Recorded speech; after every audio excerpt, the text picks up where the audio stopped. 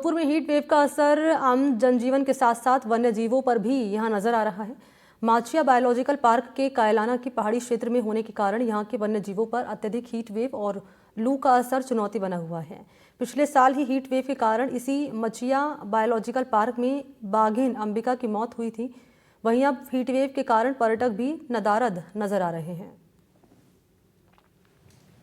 सूर्य नगरी यानी जोधपुर, जहां अब हीट वेव का असर आम जनजीवन के साथ ही वन्य जीवों पर भी देखने को मिल रहा है। और विशेष तौर पर जोधपुर के माचिया बायोलॉजिकल पार्क में भी इन दिनों हीट वेव का असर इन वन्य जीवों पर दिखा जा रहा है। जहां आपको बता दें कि गत वर्ष भी हीट वेव के कारण माचिया बायोलॉजिकल पार्क में एक बाघिन अंबिका की भी मौत हुई थी। और इसके साथ ही अब जो है वन्य जीव जो है वो क्योंकि जोधपुर का माचिया बायोलॉजिकल पार्क जो है वो पहाड़ी क्षेत्र पे होने के साथ ही जो है वो हीट वेव यहाँ अत्यधिक रहती है, जो भी जो है एक बड़ी चुनौती है। क्या कह सकते हैं, इन वन्य जीवों को हीट वेव से बचाने के लिए भी जो है वो माचिया बायोलॉजिकल पार्क से जुड़ा जो प्रशासन है, जो चिकित्सक पशु चिकित्सक है, वो भी पूरे अलर्ट मोड पर है। और आप देख सकते हैं किस प्रकार से जो यही वो पिंजरा जहां पर पहले जो गत वर्ष जो है वो बाघिन अंबिका भी जो है वो चहल पहल करती थी, लेकिन हीट वेव के कारण गत वर्ष ही जो है उसकी मौत हो गई थी। और अब जो है वन्य जीवों को इन हीट वेव से बचाने के लिए न सिर्फ फव्वारे लगाए गए हैं,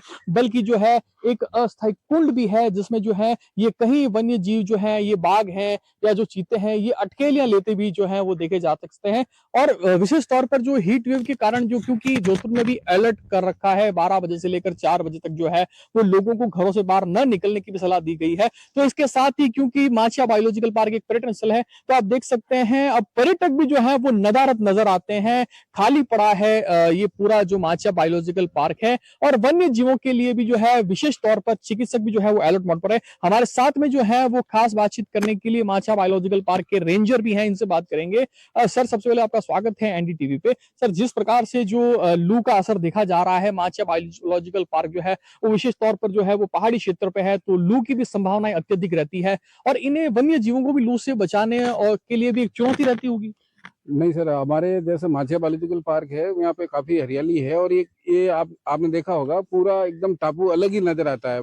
आसपास में जरूर पहाड़ियां हैं, लेकिन जो ये एरिया है, पर्टिकुलर जो एरिया जू का है, इसमें हमने काफी पेड़ पौधे लगा रखे हैं और उससे काफी जैसे नीचे कायलाना चौराया है और वहाँ का टेम्परेचर और अभी माचिया का टेम्परेचर में कम से कम 3-4 डिग्री का फर्क आएगा, क्योंकि यहाँ पे हरियाली बहुत अच्छी है। उसके अलावा हमारे पास में ये कायलाना का तालाब आ जाता है, तो उसका भी हमारे काफी जानवरों के लिए काफी अच्छा रहता है, क्योंकि उससे भी थोड़ा ठंडक रहती है। और बाकी हम लोगों ने जो हमारे फॉरेस्ट के संबंधी है, तो हमने पूरी इनकी व्यवस्था कर रखी है।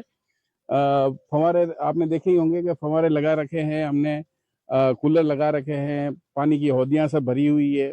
तो विशेष तौर पर सर जो है पर्यटकों की बड़ा पर्यटन का केंद्र है माचिया बायोलॉजिकल पार्क, लेकिन इन दिनों जितनी सूर्यदेव अपने तल्ख तेवर दिखा रहे हैं, उसके साथ ही जो है पर्यटकों की संख्या भी जो है वो निरंतर घट रही है गर्मी के कारण। अभी लगभग 350, 400, 450 आदमी आ ही रहे हैं और सैटरडे संडे को ज्यादा रहते हैं। बाकी ऑर्डिनरी दिन में थोड़े कम रहती है, क्योंकि अभी कलेक्टर ऑफिस से भी ये जारी कर रखा है कि भाई आप बाहर नहीं निकले, तो उस वजह से थोड़ी सी संख्या में थोड़ी कमी आई है। तो सर अब और वन्य जीवों के लिए भी जो है अब क्या विशेष व्यवस्थाएं जो है वो गर्मी और लू को देखते हुए माचिया बायोलॉजिकल पार्क के द्वारा किया जाने वाला है?